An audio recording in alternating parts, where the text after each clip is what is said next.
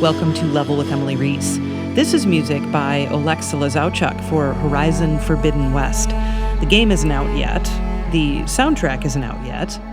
But Sony Classical, the label for the soundtrack, released a 4-track EP of music from Forbidden West, including one of Oleksy's tracks called Eyes Open. So Oleksy and I talked about that track, Eyes Open. But also, Sony released a state of play video with about 20 minutes of gameplay, including a battle with a machine animal called a tremor tusk that you can see in the video. Oleksy wrote the music for that battle in that video, in the game, of course, and we chat about that track, too. We started off talking about how Oleksy ended up with the opportunity to write music for Horizon Forbidden West.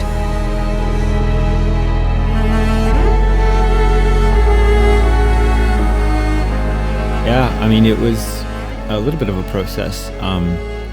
At the time, I'd left Capcom and started my own company called Interleave. I'm a creative director there, but I oversee different, we do kind of music for games, audio for games, film and TV and the whole bit. And so that was kind of a new venture that we had. But what allowed me to do that was Dave Gomes, he used to be an audio producer, project manager for us at Capcom. He went to Guerrilla, and, you know, my eldest son and I, at one point, it was take your kid to work day. And we sat down, and part of the day was to just play some games in one of the rooms at Capcom, and Horizon Zero Dawn was one of the games that was there. So I'd never played it, never heard of it, just saw the cover, looked beautiful. I was like, all right, let's check this out.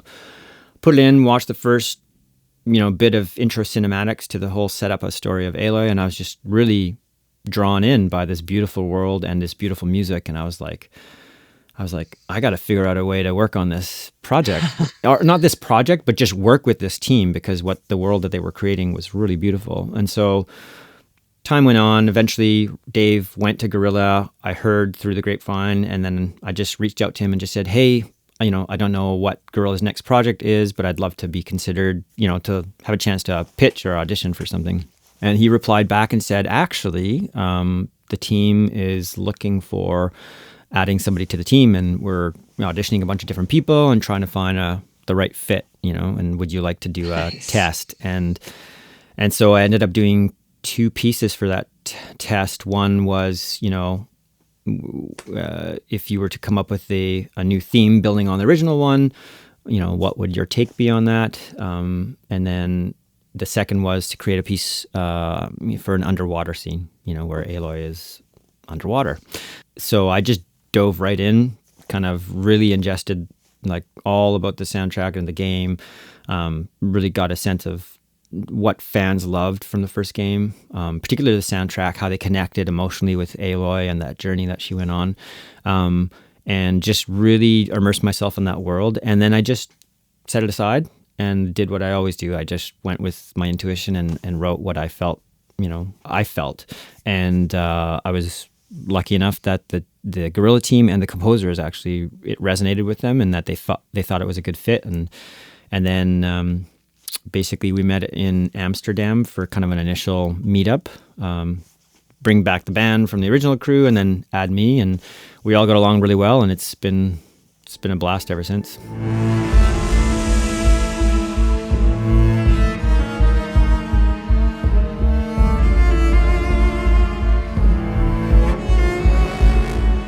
Yeah, Eyes Open is absolutely gorgeous, and you've talked about that track at great length, and so we can talk about that one in just a minute, but let's talk about the Tremor Tusk battle, because I was a huge Horizon Zero Dawn fan. I came to it late. I didn't play it until, I think, early 2020. I was finishing it right around the time everything shut down here in Minnesota in March, and so I came to it late, but my goodness, it was because of friends convincing me, like, you have to play this game. Everything about this game is so wonderful. And one of the things I loved so much was the battle system and how Aloy fights. And the machines that Aloy fights are just incredible. And so now in this game we have a Tremor Tusk, which is already makes me nervous and gives me a little anxiety, but your music is so amazing for it. So talk to me about, like, had you seen the Tremor Tusk by the time you started writing the music?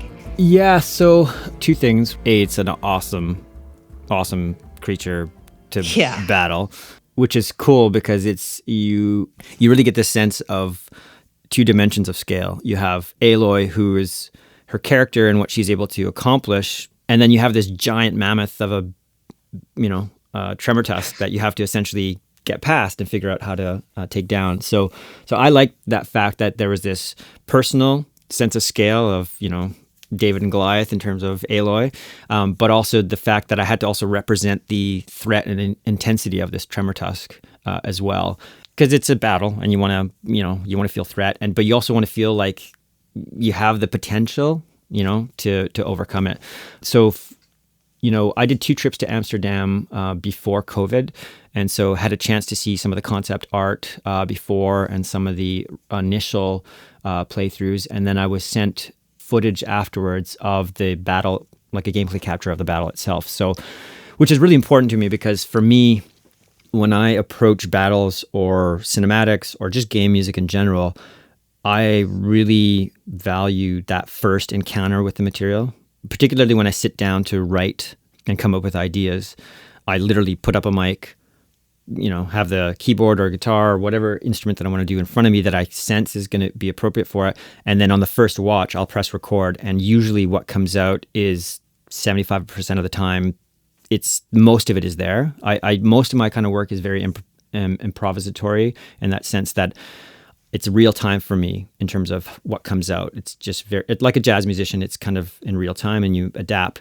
And then you tweak it and you produce it after the fact. But the essence of what you're experiencing is very much like the gamer who's experienced it for the first time. So when I saw this, I literally sat down, looked at the video, and I was trying to figure out pacing because Aloy, you can see from the footage in the state of play, she's, coming closer, moving further away. Her footfall events are happening, like the animations that she is cycling through, they come at a certain pace, but then you have this giant beast that has its own weight and its own sense of scale that I had to have. So I couldn't make her too quick and I couldn't make it too slow, and had to find some kind of tempo and kind of a feel where you felt like she could overtake the beast, but you also had to feel like you don't know if she's going to overtake the beast, right? And so it was literally put up the video, press record, and I was just like, I started getting the sense of and I was just literally on the first take, I was like, and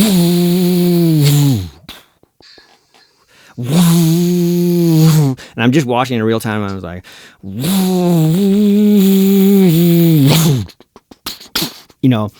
and I ended up using that audio recording of my voice, putting some distortion on it, figuring out the natural tempo that was in there that I felt when I did it the first time.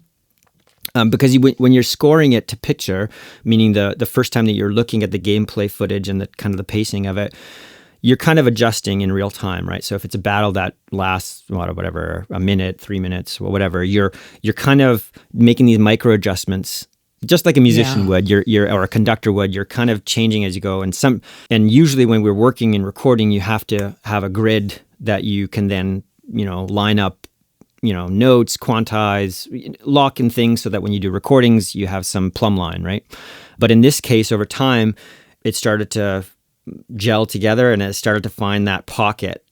Drummers, they talk about sitting in the groove, finding, and it's like, it literally is sometimes like 1 BPM slower, 1 BPM faster, or half a BPM, and it's just that difference. It's like, wow, Aloy's foot is falling just a bit too quick. And then you dial it back and you're like, oh, the beast, it's just not naturally landing with its animations where it's going. And so it was this initial process of feeling it and experiencing it for the first time, and then just finding that sweet spot of finding the perfect tempo, basically, and then building it up from there. And so getting back to your initial question of starting off with the voice, distorting it, getting a sense of where I wanted to go, and then I just started building up. So I recorded different cello, contrabass parts with it, and then going through a bunch of mangling and distortion on that, adding a bunch of analog synths, and trying different things that were nasty and gnarly, and then realizing like once you stack them, if you have like it's monodal. It's like one, it's one melody where it's like the orchestra being in unison, stacked over across 5 octaves or whatever. Like everybody's playing the same thing together, and sometimes because this beast and Aloy are taking up so much space sonically in terms of the sound effects, in terms of the design, we have to figure out a way musically, how do you fill in the gaps and the space in between those things, right?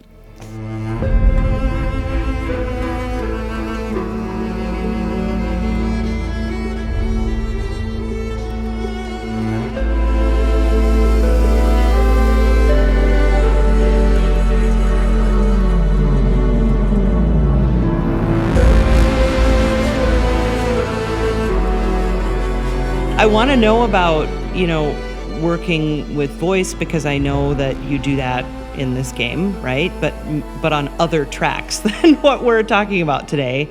Well, so I can speak to what is, shared publicly. I think Sony released, we did a composer kind of spotlight thing. I think they're... where it shows me working with a choir. I worked with Musica Intima, which was kind of the top chamber vocal group in Canada here. And so I love that group. Wow. Some of the pieces I wrote for 9 voices, separate parts. Yeah, I can't wait for you to hear it. It's a lot of fun. Yeah. I mean, they did have choral music vocal music in Horizon Zero Dawn as well on the soundtrack. It's a little different than that was, just a bit more in some respects. A bit more primal at times, and in other cases, a little bit denser or richer in others, just even by virtue of it being written for 9 voices. But it's kind of cool. I love that. I mean, from my other work, I work with choirs, and I love writing choral music and other stuff. And I love folk music and music from around the world in all different traditions. And so for me, my voice is my primary instrument, right? I can play other stuff, and it's great, but there's no better way than connecting with other people through your voice. Doesn't matter if you can sing or not. It's like it was the first thing we heard in our mother's womb, right? Is that a voice singing or doing a lullaby? So I think I try to, in games, and I did that on DR, I always try to incorporate as much as the human voice as I can, because I think people are drawn to it. And fans were drawn to Julie's voice as she represented Aloy in the first game, right? And there's a reason for it. There's a hook. There's something there that people are drawn to. Now, as a composer for games, you have to know when is too much, Sometimes too much is having lyrics. Other times you can have lyrics, but it's just finding the right lyrics. Like, there's nothing more annoying for me than music where it's text first and then music after. I feel music is a universal language that, although the text is important, I feel like you should be able to communicate a universality wordlessly, just because I think a child should be able to appreciate it and understand it, or it should be simple enough that anybody can appreciate it, but also complex enough if you want to analyze it, and rich enough that you can burrow down, right? So, but yeah, it was a lot of fun working on the choral stuff as well for this game. Let's just briefly talk about the other track that's out. I know you've, like I mentioned, you've done deep dives on other podcasts, and so I definitely encourage people to listen to Kate Remington's podcast about it. But it's a really great track, and it's beautiful. And as I've come to expect from you, the melody is absolutely fabulous, and there's just beautiful string writing. So talk to me about it. The way Lucas, the music supervisor for Guerrilla, constructed Forbidden West and wanted to change things a bit, not in a changing them radically, but just expanding what was done in the first game, was to play with this. He called it a nexus. It was basically a nexus of emotion, so that essentially our goal was to expand our feeling of Aloy's emotions throughout her journey.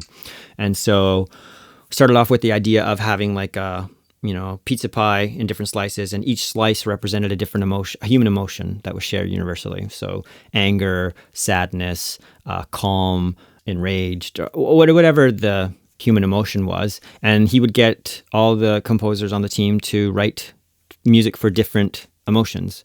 So in this case, this piece, Eyes Open, was written for scared emotion. And there was two different, there's three different layers. One was we had exploratory cues, kind of ambient exploration cues. And then we had engaged pieces, which were more like rich, melodically and harmonically rich cues that were quite thematic, used for bigger moments and stuff like that. And then we had a third, which was your vigorous, which was your battles, that kind of thing. And at any point, the interactive music system was set up that you could pass through from one to another. So you're always hearing something different. And you could go from one emotion to another emotion, during your sit down and playthrough. And so we had to make music that was really rich and layered deeply, so that, if you pare it down at runtime and the game only plays these layers, it's still an interesting enough experience, but that they would work as a whole track. This track, in the state of play, played when she was underwater. And the title, Eyes Open, it's not a scary track like Jaws or anything like that, but there is this underlying tension that you don't quite know what else is lurking, near you or around you. So the string writing was interesting. Once I had the structure for the piece and had kind of melodic trajectory and harmonic trajectory for it, it was a matter of figuring out what would contour and help us kind of have that subtext, that undercurrent that would go. So in this case, I ended up using these string harmonic glisses, kind of these not super slithery, but enough that there was these you'd have these kind of little sforzando, little clusters and tremolo. Yeah. So you have your main melody, which was in the cello by Blair Lofgren, my favorite cellist to work with. And we worked on all the DR stuff together, so we have a really good shorthand.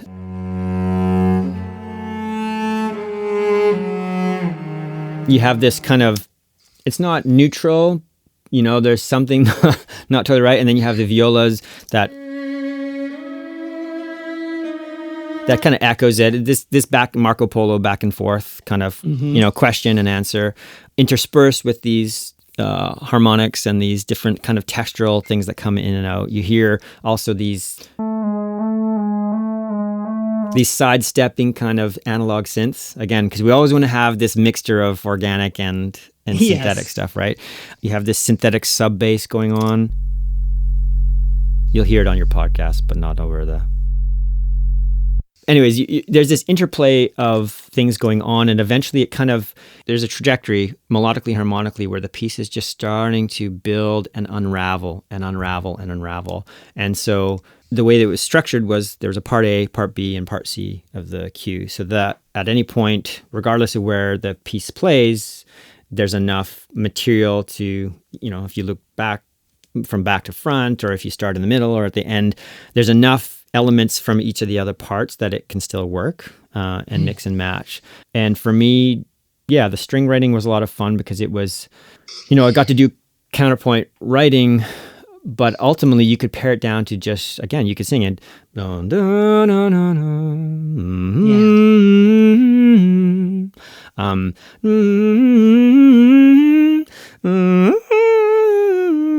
And it's very simple. And then in the section B, we modulate, dun, dun, dun, dun, dun, where we start bringing in the, I believe it's the, where are we? Bass flute. Nice.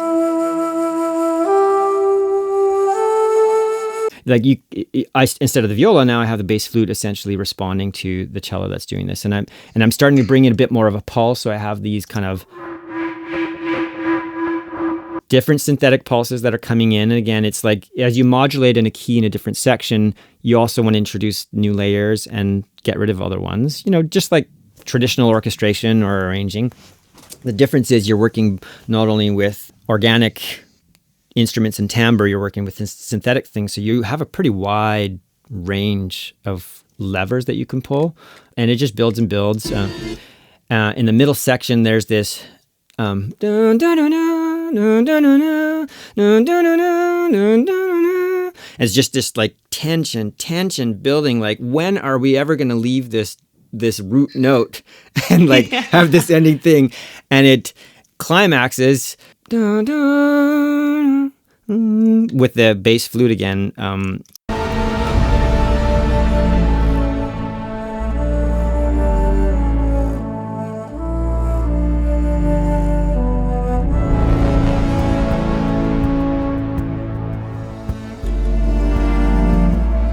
So I love that kind of stuff because it's like it's and it's in a minor key. It's very I call it like womb frequencies, but it's basically these in my DAW that I use, Sequoia. All the waveforms are drawn based on the color spectrum. So I don't even have to listen to audio. I can tell, that's gonna be very rich and warm, and I can tell, that's a sub bass sound, or that's like a high flute, or that's cool. That is a really handy thing for me because I'm able to tell even from my mixes pretty quickly. Like I listen to recordings that I love of different really well mixed soundtracks or great albums by people, and I'm like, what is it that is like, why am I responding so strongly to this? And sure enough, I put it up. Like I listened to some Patrick Watson, it's great artist from Canada. His albums are just beautifully produced and made, and sure enough, I'll put them up, and there's the womb frequencies again. They're like that rich, deep blue. It's like right in the cello sweet spot range.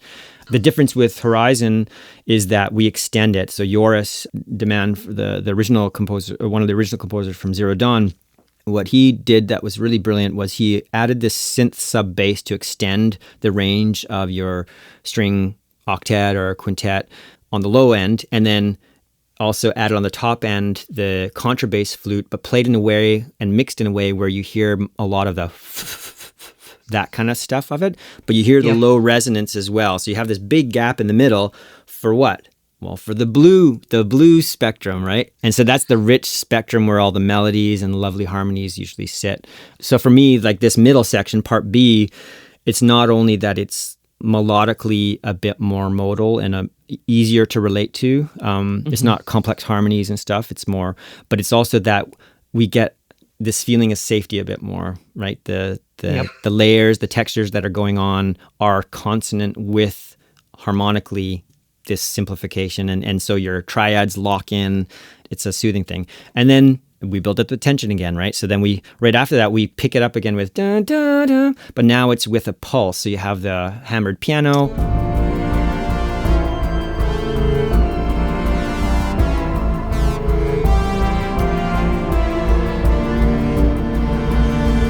So you have that, but you still have your string glisses that are still there. So like, nice. And at that runtime, the game can play. I was telling Kate, at runtime, you can, depending on what Lucas has set up for the interactivity, you could end up just with strings and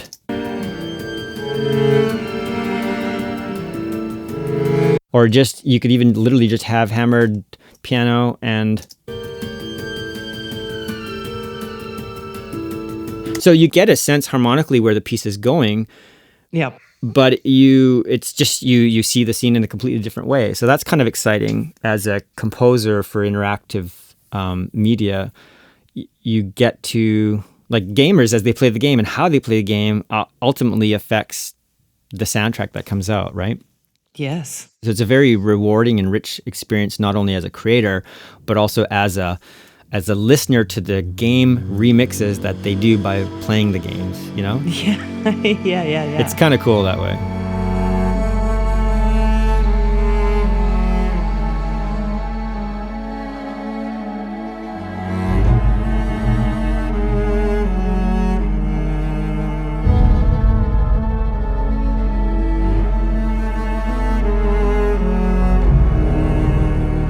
I'm super excited to share more. It's a beautiful game. It's a powerful game. The soundtrack, Joris, The Flight, Niels, and myself have been working really hard with Lucas and Gorilla and Sony to make something really special. It gets me excited to get up and work on it. And so all I can say is it's special.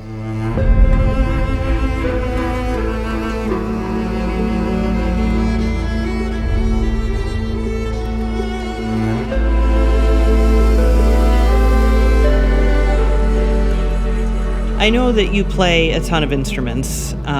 and I'm just curious what all you played, at least on these 2 tracks. I know you talked about the horn that you played and things like that, but what else did you pull out for that? So in these ones, well, in general, I played trambita, I played a bunch of guitarlele, I actually did a bunch of dulcimer plucking. So there's a Ukrainian dulcimer called cymbale, and I would kind of pluck it with my fingers and nails just to get different resonances off the board. Obviously played the various keyboard stuff and performed a lot of on buffalo drum, where I would tune in this eyes open, I would tune it to the root note. And then I would kind of treat it like an 808 for like hip hop drums. I would basically tune each of the different notes.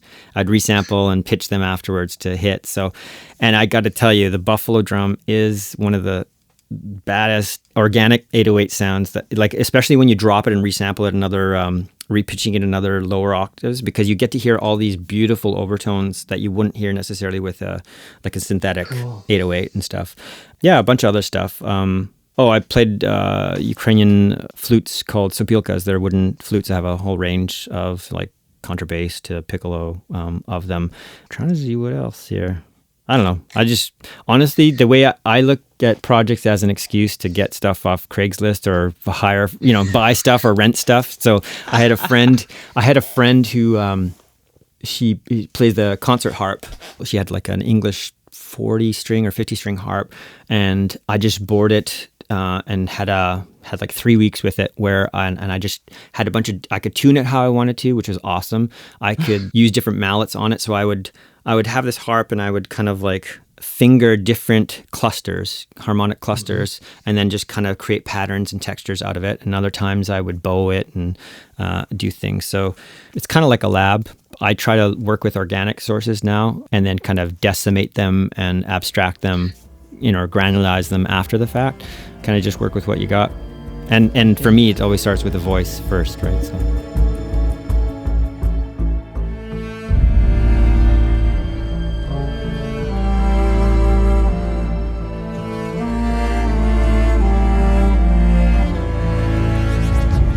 Thanks for listening to Level with Emily Reese. You can learn more about Olexa Lazowchuk and see a playlist at patreon.com/level. I'm Emily Reese. Sam Keenan is our producer. Say hi, Sam. Hi. You can follow us on Twitter and Facebook at Level with Emily and learn more about us at levelwithemily.com, made possible by Adam Selvage at Tiki Web Services and composer Brad Gentle. Level with Emily Reese is a production of June Media, Inc.